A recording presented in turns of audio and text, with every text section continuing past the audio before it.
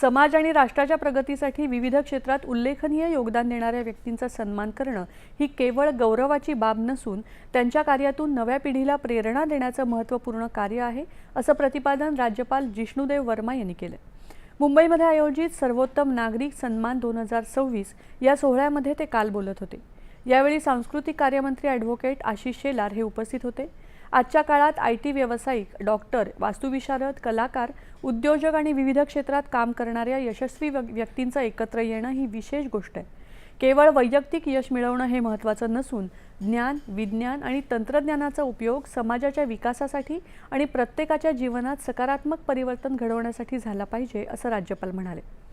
ज्येष्ठ अभिनेते अशोक सराफ, गायक हरिहरन, प्राध्यापक ज्येष्ठराज भालचंद्र जोशी, लक्ष्मी अग्रवाल यांच्यासह विविध क्षेत्रात योगदान देणाऱ्या 18 मान्यवरांचा यावेळी सत्कार करण्यात आला।